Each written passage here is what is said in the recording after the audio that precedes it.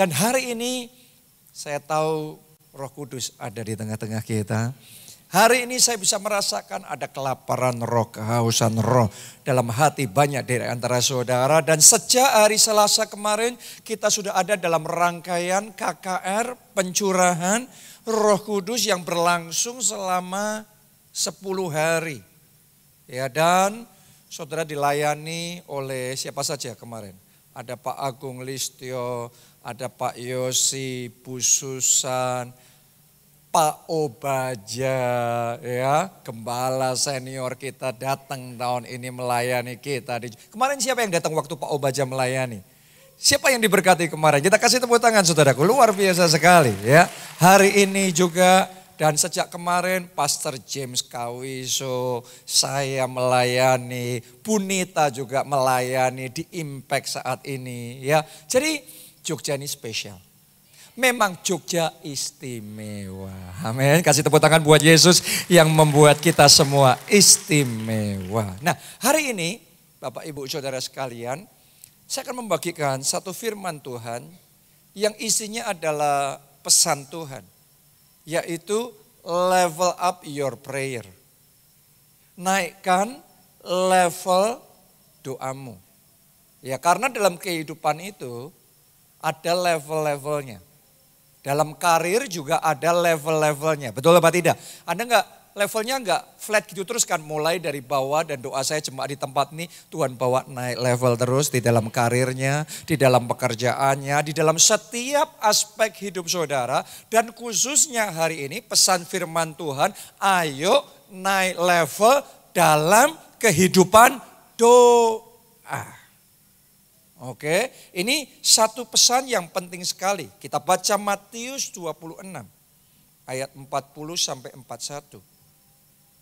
Setelah itu ia kembali kepada murid-muridnya itu. Maksudnya Yesus. Dan mendapati mereka sedang tidur. Dan ia berkata kepada Petrus, Yesus ngomong sama muridnya, Petrus, tidakkah kamu sanggup berjaga-jaga 1 jam dengan aku? Berapa lama? 1 jam. Disuruh doa, berjaga-jaga. Ayat 41. Berjaga-jagalah dan apa? Berdoalah. Boleh enggak semuanya katakan berdoalah? Boleh enggak semuanya katakan saya harus berdoa? Ini Yesus ngomong berjagalah dan berdoalah supaya kamu jangan jatuh. Disuruh berdoa supaya kamu jangan jatuh ke dalam pencobaan. Roh memang penurut, tetapi daging lemah. Sampai di situ pembacaan kita. Pada waktu itu Petrus dan murid-murid Yesus yang lain itu orang yang giat sekali. Mereka kalau diajak pelayanan sama Yesus dari pagi sampai malam, wih semangatnya luar biasa. Kalau urusan pelayanan, urusan kesibukan, semangat berjam-jam, seharian pun bisa. Tapi sayangnya begitu diajak doa, baru 1 jam tidur. Familiar enggak sama beberapa dari kita? Ya, saya tanya sama saudara, Anda diajak kulineran sama teman saudara, nongkrong di warung, di resto, berjam-jam, bisa enggak? Bisa. Anda nonton Netflix, nonton drakor, berjam-jam, bisa enggak? Tahan enggak? Bisa. Anda seharian bekerja, bisa. Tapi 1 jam berdoa, baru 1 orang yang bisa, baru 2 orang yang bisa. Haleluya, coba lihat wajah kiri kanan saudara, itu wajah jujur apa tidak itu. Saya berdoa jemaat keluarga Allah di tempat ini, saudara bukan hanya kuat dalam kuliner, bukan hanya kuat dalam kesibukan yang lain, tapi doa saya Anda kuat dalam doa. Mulai hari ini naik level dalam doa. Amin. Jangan sampai seperti murid-murid Yesus yang pada waktu itu, yang lainnya bisa semuanya. Coba di sini, siapa anak muda yang scrolling TikTok tiap harinya berjam-jam. Bisa. Tapi kenapa kita ngomong doa 1 jam? Susah. Mulai hari ini kita ngomong dalam nama Tuhan Yesus. Doa 1 jam. Bisa. Boleh enggak kita katakan itu bersama-sama dalam nama Tuhan Yesus? Lebih keras dari hati katakan dalam nama Tuhan Yesus. Doa 1 jam. Bisa. Yang percaya tepuk tangannya yang paling meriah. Bisa. Bisa. Mari kita baca berikutnya. Di dalam Lukas 10 ayat 38 sampai 42. Ketika Yesus dan murid-muridnya dalam perjalanan, tibalah ia di sebuah kampung. Seorang perempuan yang bernama Marta menerima dia di rumahnya. Perempuan itu mempunyai seorang saudara yang bernama Maria. Maria ini duduk dekat kaki Tuhan dan terus mendengarkan suaranya, perkataannya. Sedang Marta sibuk sekali melayani. Ia mendekati Yesus dan berkata, Tuhan, tidakkah engkau peduli bahwa saudaraku membiarkan aku melayani engkau melayani seorang diri? Suruhlah dia membantu aku. Tetapi Tuhan menjawabnya, Marta, Marta, engkau khawatir dan menyusahkan diri dengan banyak perkara. Tetapi hanya satu saja yang perlu. Maria telah memilih bagian yang terbaik yang tidak akan diambil daripadanya. Kisah Maria dan Marta ini terkenal banget. Dan ini mirip seperti ayat yang sebelumnya kita baca. Ada 2 pribadi di sini. Yang satu Maria sukanya duduk dekat kaki Tuhan. Sukanya berdoa. Tapi ada yang kedua namanya siapa? Perempuan tadi. Marta. Dia sibuk ngurusin konsumsinya Yesus. Dia sibuk memastikan kebersihan ruangan. Dia sibuk ini, dia sibuk itu. Kecuali sibuk sama Yesus. Ayo kita cek masing-masing. Dalam kehidupan kita, kalau saat ini Yesus ada di sini dan memberi kategori sama kita, menurut saudara Anda termasuk kategori Maria atau kategori Marta? Kadang-kadang dalam hidup kita sibuk bekerja. Kita sibuk dengan hobi kita masing-masing. Kita sibuk dengan sosial media. Kita sibuk dengan teman-teman kita dan lain sebagainya. Sibuk semuanya, kecuali satu. Sibuk sama Yesus. Tapi tahukah saudara, Yesus ngomong sama Maria. Maria sudah memilih bagian yang terbaik. Ternyata kalau kita sibuknya sama Yesus, sibuknya dekat sama Tuhan, sibuknya berdoa. Tuhan ngomong, ini orang memilih yang terbaik. Dan dia akan dapat bagian yang tidak akan diambil daripadanya. Kenapa? Karena pilihannya terbaik, blessingnya juga terbaik. Doa saya ya, setiap jemaat di tempat ini, tahun ini dapatnya berkat yang terbaik. Jawaban doa yang terbaik. Kalau Anda apply pekerjaan, doa saya Anda dapat karirnya, posisinya yang terbaik. Tahun ini bonusnya yang terbaik. Bahkan Anda terima mujizat yang terbaik. Amin. Tapi untuk dapat yang terbaik, perlu membuat keputusan yang terbaik. Yaitu berdoa. Tadi firman Tuhan ngomong, kamu berdoa supaya kamu jangan jatuh. Benar apa tidak? Supaya kamu jangan jatuh. Saudaraku, doa itu untuk keuntungan kita, manfaat kita sendiri. Ada banyak orang menghadapi tantangan gak kuat dan jatuh. Apalagi 2025 ini. Banyak goncangannya, banyak masalahnya, banyak persoalannya di seluruh dunia. Di Indonesia, di Jogja, saya ketemu sama orang-orang dan banyak sekali menghadapi masalah. Mungkin Anda juga menghadapi masalah-masalah yang besar sekali dalam hidup saudara. Saya mau ngomong sama saudara, akan banyak orang yang jatuh, akan banyak orang yang gak tahan. Tapi doa saya untuk saudara, janji Tuhan tergenapi. Sekalipun 1000 rebah di kiri saudara. Selaksa rebah di kanan saudara. Tapi Anda dikokohkan, dikuatkan. Tuhan menopang saudara. Tuhan yang menjaga perlindungannya nyata atas hidup saudara. Satu ayat rema yang Tuhan kasih sama saya tahun ini yang berulang kali saya bagikan. Ini janji Tuhan, saya pegang ini dalam hidup saya. Sekalipun melalui air, melalui sungai-sungai, tapi tidak dihanyutkan. Melalui api, tapi tidak dihanguskan.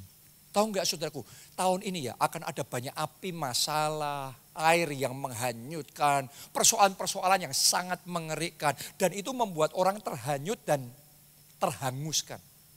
Tapi doa saya untuk saudara-saudara yang di tempat ini, yang hari ini dengar-dengaran suara Tuhan. Yesus ngomong sama saudara, berdoalah supaya engkau tidak jatuh. Berdoalah supaya engkau tidak gagal. Berdoalah supaya engkau tidak kalah. Doa saya tahun ini apapun yang terjadi dalam hidup saudara melalui air, Anda tidak akan dihanyutkan. Melalui api, Anda tidak akan dihanguskan. Anda dijaga dan dikuatkan oleh Tuhan. Tepuk tangannya yang paling meriah buat Tuhan kita. Pas ngomong kayak gini, saya ngerasa di hati saya ada di sini seseorang yang sedang menghadapi sakit penyakit yang berbahaya. Secara manusia, sakit penyakit itu nggak ada harapan. Tapi karena Anda percaya firman Tuhan hari ini, saya lepaskan kuasa Tuhan atas hidup saudara sekarang ini dalam nama Tuhan Yesus. Dan terima kesembuhan saudara. Sakit penyakit itu tidak akan mendatangkan kematian. Engkau tidak akan mati. Engkau akan hidup dan mempermuliakan, memberitakan perbuatan-perbuatan Tuhan yang besar. Anda juga boleh tangkap janji Tuhan itu untuk teman saudara, untuk orang tua saudara, untuk keluarga saudara. Tangkap janji Tuhan, janji kesembuhan, janji penyertaan Tuhan terjadi. Amin. Tapi Tuhan suruhnya kita berdoa. Supaya kamu jangan jatuh. Petrus, kalau kamu nggak berdoa, kamu nggak kuat, kamu jatuh. Jemaat keluarga Allah di 2025, kalau Anda tidak berdoa, tidak cukup berdoa, Anda nggak kuat ngadepin ini semua. Orang bisa gila ngadepin keadaan yang semakin terpojok, semakin tipis, semakin berat, semakin susah. Di semua lini semakin terbatas. Anda butuh Tuhan, kita butuh Yesus, kita butuh campur tangannya, kita butuh pertolongannya. Karena itu berdoa. Tepuk tangannya yang paling meriah buat Tuhan kita. Haleluya. Tahu nggak saudara kenapa orang nggak berdoa? Yang pertama, orang nggak berdoa seringkali karena sekularisasi. Ini yang pertama. Ya, kita baca dulu, nanti saya jelaskan sama saudara. 2 Timotius 3 ayat yang kelima. Ditulis begini, secara lahiriah mereka menjalankan ibadah mereka. Lahiriah itu apa sih? Secara jasmani, secara fisik, secara kasat mata, kelihatan kayak gini. Mereka menjalankan ibadah mereka, tetapi pada hakikatnya, jadi intisarinya, di dalamnya yang paling penting, mereka memungkiri kekuatannya. Ternyata itu mungkin terjadi. Saya tanya sama saudara, ibadah itu lahiriah atau rohani? Ibadah itu sesuatu yang jasmani atau rohani? Ibadah itu rohani, tetapi ditulis di sana, kamu menjalankan yang rohani tapi hanya secara lahiriah. Angkat tangannya masih, tepuk tangannya datang di gerejanya masih, doanya kelihatannya masih, tetapi semuanya hanya secara lahiriah. Yang di dalamnya kosong, yang di dalamnya tidak. Makanya Alkitab pada zaman itu menegur umat Tuhan. Dengan bibir kamu memuliakan aku, tetapi hatimu menjauh daripadaku. Jadi yang lahiriahnya memuliakan, tapi hatinya menjauh dari Tuhan. Nggak connect, hakikatnya hilang. Berapa banyak orang Kristen secara berdoa masih, tapi dari hatinya nggak connect. Makanya seperti Petrus, seperti murid-murid Yesus disuruh berdoa 1 jam tidur. Kenapa orang doa 1 jam tidur? Sederhana, karena doanya secara jasmani. Kalau Anda doa cuma secara jasmani, cuma di mulut, secara lahiriah saja, memang doa itu mengantuk sekali. Gak heran sebagian orang baca Alkitab, Alkitabnya jadi obat tidur. Kenapa? Karena hanya baca Alkitab secara lahiriah. Hanya memuji Tuhan secara lahiriah. Hari ini saya ajak saudara, kalau Anda memuji Tuhan bukan hanya di bibir, tapi doa saya, hatimu mendekat sama Tuhan. Hatimu Anda connect sama Tuhan. Hati saudara sedang berkobar-kobar menyala dan menyembah Tuhan. Amin. Demikian pula waktu berdoa. Ketika engkau berdoa, itu bukan cuma berdoa secara jasmani. Alkitab ngomongnya apa tentang doa? Doa orang benar. Apa? Bagian berikutnya. Bila dengan yakin didoakan. Yakin itu lahiriah atau di dalam? Di dalam. Jadi doa kalau cuma di luar, no power. Nggak ada kuasa. Tapi saya beritahu saudara, doa orang benar bila dengan yakin berarti ada engagement hati. Hati kita keterlibatan yang kuat.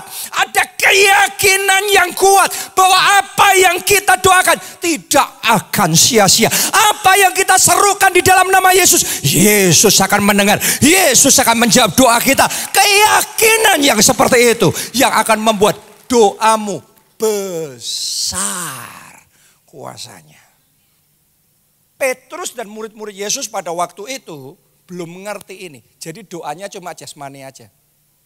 Sebagian orang Kristen belum mengerti ini. Jadi ibadahnya angkat tangannya karena disuruh worship leadernya aja. Sebagian jemaat belum mengerti sehingga dengar khotbah gini cuma dengar dengan telinga rohani saja. Sudah tahu enggak? Kalau saya dengar khotbah secara jasmani, saya lakukan yang sama yang Anda lakukan. Telinga saya dengar khotbah. Tapi Anda harus tahu, secara hati, sementara khotbah berlangsung, saya sedang berdoa di dalam hati saya. Saya sedang mengaminkan amin. Jadi itu apa yang diucapkan itu, ayat-ayat dibacakan, jadi dalam hidup kemenangan. Jadi janji Tuhan tergenapi, aku terima. Dan itu kuat sekali keaktifan saya. Saya bisa secara jasmani kayaknya tenang, tetapi di dalam hati sedang kencang sekali itu. Anda juga kayak gitu kan? Anda bisa di kantor kayaknya diem, tapi otak sudah mikirnya kencang sekali. Tapi kalau bicara doa dan ibadah itu bukan otak kita yang mikirnya kencang sekali. Tapi hati kita sedang terlibat kuat sekali dengan Tuhan. Anda sedang manunggal dengan Tuhan. Anda sedang connect sama Tuhan. Anda sedang berhubungan dengan Tuhan. Dan saat seperti itulah aliran kuasanya mengalir. Aliran kasihnya mengalir. Aliran urapannya mengalir. Saat itulah doamu besar kuasanya. Mulai hari doa saudara besar kuasanya. Mulai hari perjuangan saudara besar kuasanya. Mulai hari pujian penyembahan saudara besar kuasanya. Katakan amin. Tepuk tangannya yang paling meriah buat Tuhan kita. Karena itu saya pernah ngomong tentang heartfelt prayers. Doa yang heartfelt. Doa yang meluap dari hati. Bila dengan yakin didoakan. Jadi kalau Anda berdoa cuma dan hatinya kosong, pikirannya mengembara, nothing. Ibadah kayak gini, khotbah kayak gini, Anda pikirannya somewhere else, sambil Anda dengar khotbah, sambil jawab WhatsApp. Ada yang baru aja langsung kena ini. Saudara nggak dapat apa-apa, honestly. Kenapa? Karena secara lahiriah, Alkitab tadi ngomong, secara lahiriah mereka beribadah, tetapi pada hakikatnya hati mereka menjauh daripadaku. Doa saya, hati sudah connect sama firman. Hati sudah connect sama Roh Kudus. Hati sudah connect sama kepenuhan Tuhan. Maka alirannya akan deras mengalir. Dan something will happen. Kalau Anda tahu bagaimana berdoa, Anda tahu bagaimana beribadah dengan benar. Saya mau ngomong sama saudara, Alkitabmu itu bukan cuma berisi kisah-kisah mujizat yang terjadi 2000 tahun yang lalu. Tapi satu persatu kisah itu satu demi satu akan terjadi dalam hidup saudara. Jadi pengalaman saudara, jadi kesaksian yang engkau alami secara pribadi bersama Yesus. Tepuk tangannya yang paling meriah buat Tuhan kita. Amin. Jadi mulai hari ini jangan izinkan hanya lahiriahnya aja, tapi hakikatnya dari hati, engagementnya kena. Ibadah kayak gini Anda nerima firman-Nya kalau hatimu sama hatimu, you open up your heart. Anda haus, Anda lapar. Yesus ngomong, engkau yang haus dipuaskan. Engkau yang lapar dikenyangkan. Kenapa? Itu engagement of the heart. Itu keterlibatan hati yang begitu rupa. Yesus ngomong, sangat besar kuasanya. Amin. Jadi level up your prayer. Naikkan level doa saudara. Naikkan level doa saudara. Naikkan level doa saudara. Kita kasih tepuk tangannya yang paling meriah buat Tuhan kita. Yang kedua, kenapa orang doanya melempem? Yang kedua penyebabnya adalah modernisasi tanpa Roh Kudus. Kita hidup di zaman yang modern dan kita juga harus modern. Harus mengikuti perkembangan zaman, harus belajar teknologi yang baru. Zaman dulu, saudara, pesen taksi di Jogja harus telepon. Zaman sekarang, gimana caranya? Klik, klik, klik. Semuanya online. Anda nggak belajar perkembangan sekarang, Anda ketinggalan. Benar nggak? Artinya teknologi harus, belajar harus, maju harus. Tapi jangan sampai maju tanpa Roh Kudus. Roh Kudus harus di atas segala-galanya. Roh Kudus harus nomor satu dalam hidup saudara. Tuhan harus jadi prioritas dalam hidup saudara. Bukan jadi tambahan saja, tapi jadi yang utama. Ya. Orang-orang yang kenal sama saya tahu, saya bahkan di pemuritan selalu ngajarin, ayo belajar teknologi, belajar AI zaman sekarang. Ya, tapi saya mau ngomong sama saudara, benar sekarang informasi Anda dapat kenceng di internet dengan cepat sekali pakai AI, tiap hari saya pakai AI. Saya tanya ChatGPT, ya, tiap hari. Tapi mari kita pastikan, jangan sampai tanya ChatGPT-nya lebih dari tanya Roh Kudus.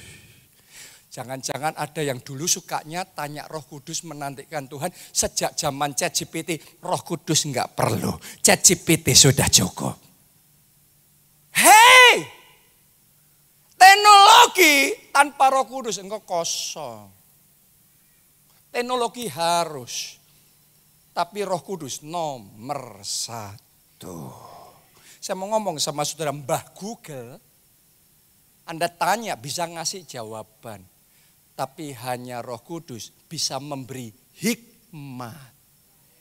Oke, Anda tanya sama ChatGPT. DeepSeek. Ya, Grok. Atau apapun itu yang Anda suka. Robotnya. Ya, Anda minta untuk analisa data, bisa analisa data. Tapi saya beritahu saudara, hanya Tuhan yang bisa menyelidiki isi hati kita. Seluk-beluk yang ada dalam hidup kita. Hanya Tuhan yang tahu apa yang akan terjadi setahun ke depan. Apa yang akan terjadi 7 tahun ke depan. Hanya Tuhan yang tahu. Dan Tuhan bisa berbicara kepada saudara. Tuhan bisa memberikan rema dan petunjuk kepada Tuhan. Bisa menuntun setiap langkah saudara. Sehingga hidupmu terang. Saya berdoa tidak ada lagi kegelapan dalam hidup saudara. Setiap yang gelap dirubah jadi terang. Katakan amin. Tepuk tangannya yang paling meriah buat Tuhan kita. Karena itu perlu mengutamakan Roh Kudus. Ayo berdoa. Ayo berdoa. Haleluya. Boleh enggak bantuin saya ngomong sama kiri kanan saudara, ayo berdoa. Sekarang bantuinnya ngomong goncang-goncangin badan kiri kanan saudara, ayo berdoa. Jangan sampai Tuhan ngomongnya sama kita, Marta, Marta, kamu tuh cuma sibuk urusan kerja sini, ketemu, meeting. Tetapi Maria sudah memilih yang terbaik. Anda yang sibuk meeting, kerja macam-macam tanpa disertai Roh Kudus, tanpa dituntun Roh Kudus, semua kerjaanmu kosong. Anda salah langkah, rugi semuanya, habis semuanya. Kerjanya banyak, hasilnya no. Habis akhirnya. Tapi kalau Anda disertai Roh Kudus, Anda tahu nggak? Satu aja tuntunan dari Roh Kudus, satu aja rema yang Tuhan kasih, satu aja Tuhan buka pintu buat saudara, satu aja Anda dikonekin sama Tuhan oleh seseorang, oleh sesuatu Anda dikasih Tuhan, satu ide, satu saja terobosan Tuhan kasih sama saudara, itu game changer, mengubah segalanya dalam hidup saudara. Karena itu kita butuh Tuhan. Berdoa. Semuanya katakan ayo berdoa. Lebih kuat lagi, saya mau berdoa. Yang ketiga, kenapa orang sekarang lebih lemah doanya? Secara umum ya. Karena zaman sekarang itu zaman individualistik. Semuanya makin sendiri, apalagi anak-anak zaman sekarang. Hidup yang lahir di zaman COVID. Di lockdown sendiri di rumah, isinya cuma gadget. Tahukah saudara bahwa api yang nyala pun kalau sendiri lama-lama padam. Tapi ketika api kumpul dengan api, kumpul dengan api, kumpul dengan api, kumpul dengan api, kumpul dengan api, apinya besar. Anda datang ke ibadah ini, Anda mungkin lagi apinya padam. Tapi ketika kita kumpul bersama, kita berdoa bersama, kita memuji Tuhan bersama, lawatan Roh Kudus terjadi, apimu nyala. Bukan hanya apimu nyala, tapi nyalanya besar. Karena di dalam kesatuan ada corporate anointing, ada urapan korporat yang lebih besar. Yesus yang ngomong itu. Kita baca ya. Di dalam Matius 18 ayat 19 sampai 20. Dan lagi aku berkata kepadamu, jika dua orang daripadamu di dunia ini sepakat meminta apapun juga, bukan cuma satu orang ya. Berarti dua orang. Dua orang itu bicara tentang apa? Kesatuan. Enggak sendiri, saya enggak butuh orang lain. Saya bisa langsung sama Tuhan. No. Yesus ngomong, jika dua orang, berarti kamu bersama yang lain. Meminta apapun juga, kata Yesus, permintaan mereka itu akan dikabulkan oleh Bapakku yang di surga. Pas ngomong kayak gini, Roh Kudus taruh di hati saya, ada suami istri di tempat ini yang menikah sekian lama, Anda belum punya anak. Tapi hari ini Anda percaya dengan pemberitaan firman Tuhan, dan firman Tuhan, pesan Tuhan ngomong sama saudara, terjadilah sesuai iman saudara. Anda akan melihat tahun depan, kira-kira waktu seperti ini, engkau akan menggendong anak mujizat yang Tuhan akan kasih kepada saudara. Kasih tepuk tangannya buat Tuhan yang mengerjakannya dalam hidup kita. Amin. Terjadi. Perkataan-perkataan profetik kayak gitu mengalir di momen kita bersama kayak gini nih. Ada anointing nih yang sedang bekerja. Dan itu bukan perkataan sekedar, perkataan manis atau apa. No, itu something yang ditaruh Roh Kudus, kita percaya, maka itu terjadi. Ayat 20, sebab di mana 2 atau 3 orang berkumpul dalam namaku, di situ aku ada di tengah-tengah mereka. Ada enggak? Saudara percaya enggak? Tuhan ada di tengah-tengah kita. Yesus yang melakukan mujizat, yang menyembuhkan yang sakit, yang membangkitkan yang mati. Yesus ada di tengah-tengah kita. Dan kalau kita berdoa dan sepakat, 2-3 orang sepakat, apapun juga Tuhan berikan. sembuhkan. Sekarang saya berdoa dalam nama Yesus, terimalah kesembuhan saudara. Terimalah pintu terbuka buat saudara. Terimalah mujizat di dalam hidup saudara. Terimalah kemenangan-kemenangan dan terobosan-terobosan besar terjadi. Terima itu dalam nama Tuhan Yesus. Tepuk tangannya yang paling meriah buat Tuhan kita. Haleluya. Haleluya. Karena itu kuasa kesatuan ini perlu yang pertama engkau aktifkan di keluargamu. Bangun mezbah keluarga. Anda bisa doa sendiri tanpa suami, doa sendiri tanpa orang tua, doa sendiri tanpa anak. Tapi Tuhan ngomong di dalam kesatuan ada kuasa yang lebih besar. Kalau keluarga bersatu, mezbah keluarga dibangun, tahun ini engkau enggak roboh. Tahun ini engkau akan kokoh. Tahun ini engkau bisa bertahan. Bukan cuma bertahan. Tahun ini engkau menang. Dalam kesatuan akan ada kemenangan yang lebih besar. Tuhan kerjakan. Amin. Bangun mezbah keluarga itu. Jemaat, keluarga Allah. Gabung kelompok sel. Saya perhatikan orang-orang yang gabung kelompok sel gak merasa sendiri. Kadang kita di gereja kita beribadah bersama tapi kita nggak kenal kiri, kita nggak kenal kanan. Kita kayak ngerasa sendiri. Tapi di dalam kelompok sel itu komunitasnya kecil. Kita semua kenal, kita building relationship, kita building keluarga di situ. Support system kita ada di situ. Spiritual ecosystem kita dibangun di sana. Dan kemudian kita bergandengan tangan, berdoa bersama-sama. 2, 3 orang minta apapun juga. Yesus ngomong, ku berikan kepada mereka.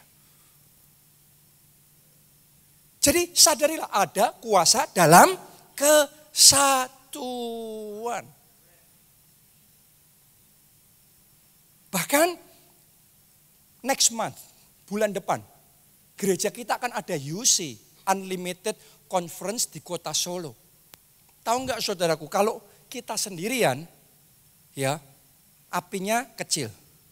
Terus kita kumpul se-Jogja gini di KKR Pencurahan Roh Kudus, apinya lebih besar. Anda kebayang nggak, waktu UC nanti, semua leaders keluarga Allah, semua orang-orang yang punya hati yang berkobar, api yang menyala-nyala dalam hidupnya, dari semua kota kumpul jadi satu. Itu apinya kumpul bareng semuanya. Anda akan bisa melihat nanti api yang begitu besar. Akan ada anointing yang begitu besar. Akan ada urapan kuasa deras yang begitu besar. Akan ada demonstrasi kuasa Allah yang begitu besar. Karena itu jangan lewatkan, saya dorong saudara ikut UC.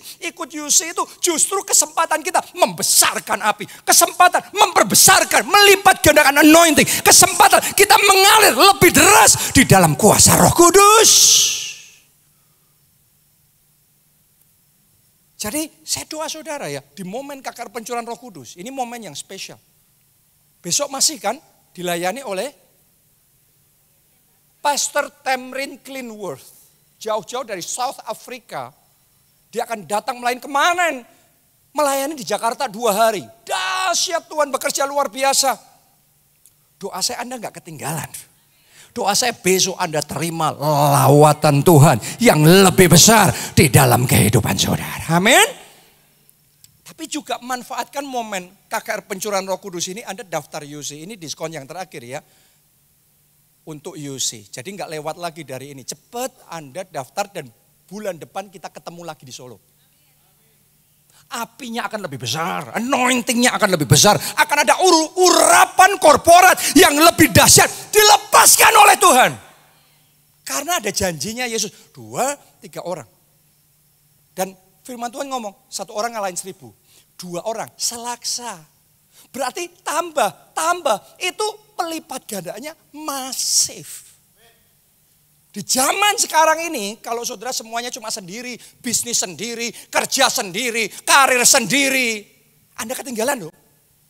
Tadi saya waktu di jalan ngobrol-ngobrol sama Pak Musa, ya sekarang ini zamannya kita berkolaborasi, zamannya kita bergerak di dalam kesatuan. Dan di dalam kesatuan hal-hal yang tidak mungkin akan jadi mungkin. Karena itu nyalakan api saudara. Dalam kehidupan doa nyalakan apimu. Level up your prayer. Yang keempat, kenapa orang doanya melempem? Karena seringkali sebagian orang membiarkan kedagingannya yang kuat. Kalau kedagingannya yang kuat, kita membiarkan keinginan mata, keinginan daging, keangkuhan hidup yang mendominasi hidup kita. Dosa yang berkuasa. Kedagingan yang dominan. Kalau kayak gitu rohnya akan lemah. Makanya api doanya padam. Karena itu kita perlu lawan nih. Yesus ngomongnya apa? Salibkan kedaginganmu. Saya ajak saudara belajar ya. Untuk mengalahkan kedagingan.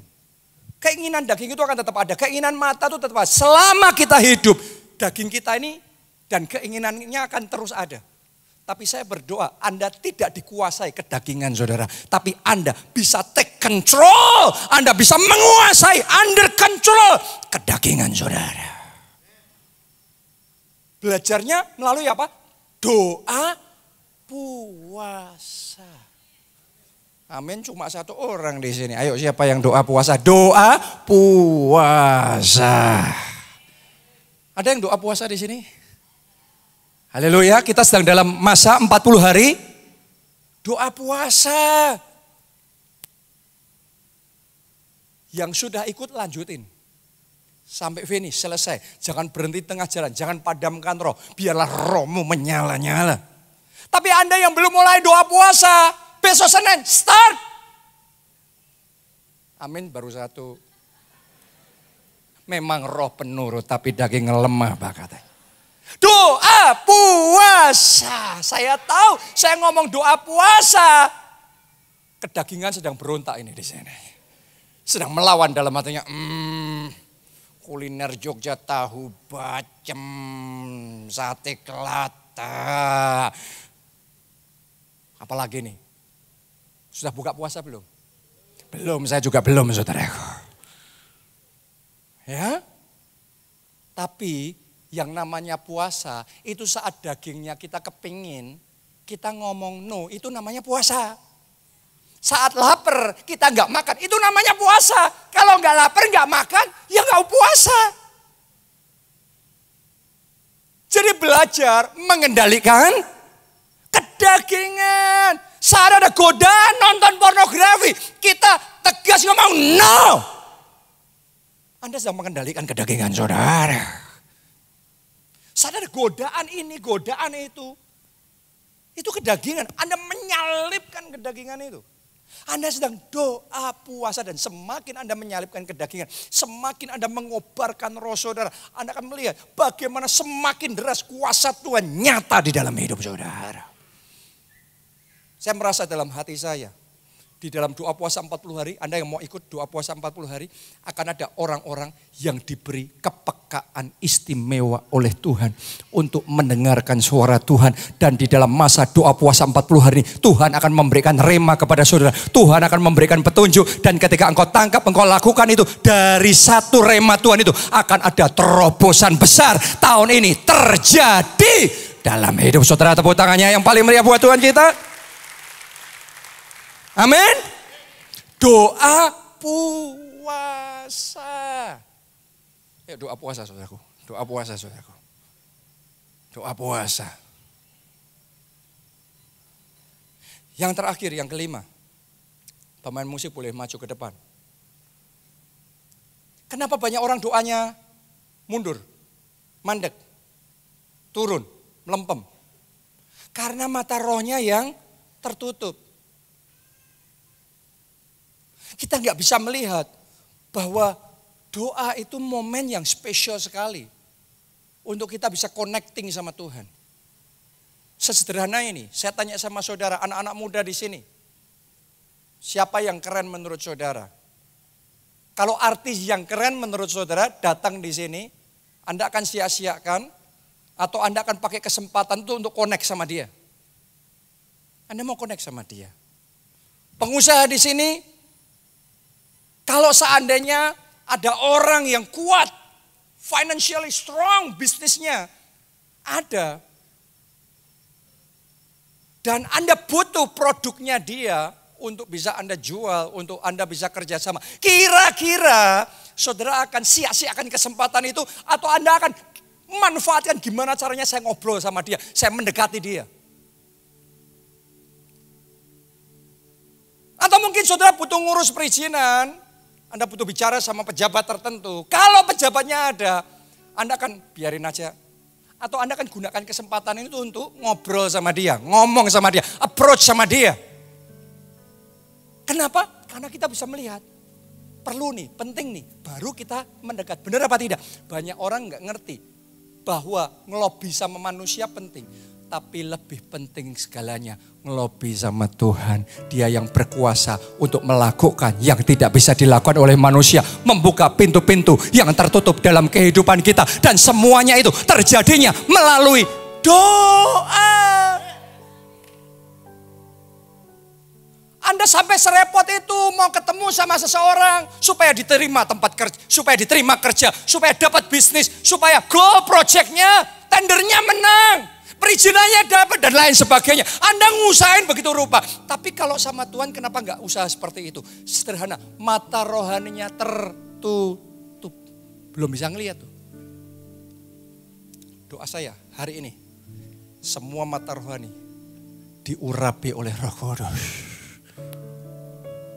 Mata rohani yang tertutup saat ini terbuka dalam nama Yesus. Anda bisa melihat momen doa itu momen kita ngelobi Tuhan.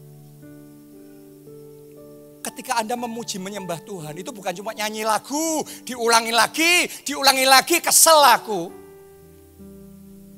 Tahu nggak saudaraku, saat Anda ngelobi Tuhan, Anda naikkan pujian penyembahan, Anda naikkan pengagungan buat Yesus, itu Anda sedang menyenangkan hatinya. Kalau hati Tuhan disukakan, Tuhan kayak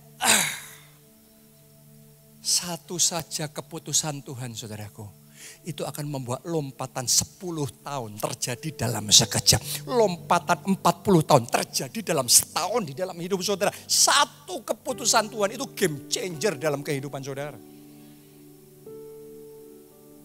Kuncinya hatinya Tuhan.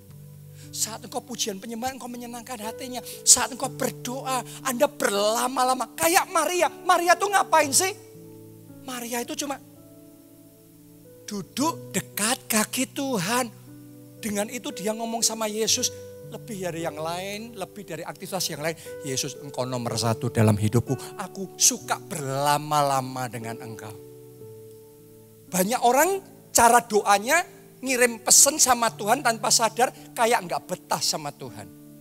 Tadi waktu kita baca tentang Maria dan Marta, Maria ditulis suka duduk dekat kaki Tuhan dan mendengarkan perkataan. Benar apa tidak?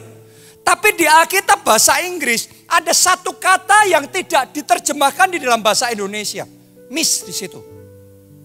Ditulis dalam Alkitab bahasa Inggris. Maria also juga duduk dekat kaki Tuhan dan mendengarkan perkataannya. Berarti yang duduk dekat kaki Tuhan mendengarkan perkataannya hanya Maria apa juga Marta? Marta, malah Marta mungkin lebih dulu. Karena ditulis Maria juga. Tapi bedanya gini, Marta awalnya duduk dekat kaki Tuhan, awalnya doa. Tapi gak lama, wes gatelen kabeh. Nggak jenak. Doa sudah gak tahan, mana tahan. Gak lama dia. Langsung dia berdiri sibuk yang lain. Ayo siapa yang doa ndak jenak. Ayo siapa yang doa gatelen kabeh. Bertobat hari ini, kerajaan Allah sudah dekat. Tanpa sadar kita kayak ngomong sama Tuhan, Tuhan engkau gak sepenting itu loh. Kalau antri mau konser aja sampai segitunya berjam-jam, wah. Tapi untuk ketemu Yesus berlama-lama sampai Yesus ngomong, tidak sanggupkah kamu berjaga-jaga barang 1 jam. Buat temenmu engkau berjam-jam, 3 jam, 4 jam ngobrol. Semalaman. Sampai restonya tutup, diusir lagi pergi. Tapi buat Yesus sejam saja ngantuk. What kind of message, pesan apa yang Anda sampaikan sama Yesus? Artinya saudara ngomong buat Yesus tuh ngelihat, loh kok aku digituin? Kamu sama teman-temanmu kayak gitunya, tapi kamu sama aku kok kayak gini? Hari ini belajar senangkan hati Tuhan. Belajar suka berlama-lama dalam hadirat Tuhan. Doa saya mulai hari ini ada impartasi kesukaan baru. Yaitu kesukaan dalam hadirat Tuhan. Kenikmatan untuk enjoy in the presence of the Lord. Anda bisa ngomong seperti Daud. Tuhan, satu hari di pelataran Tuhan lebih indah, lebih baik dari 1000 hari di tempat yang lain. Engkau lebih dari segalanya. Level up your prayer, saudaraku. Level up your prayer. Hari ini doa saya, mata roh kita terbuka. Mulai hari ini Tuhan nomor 1.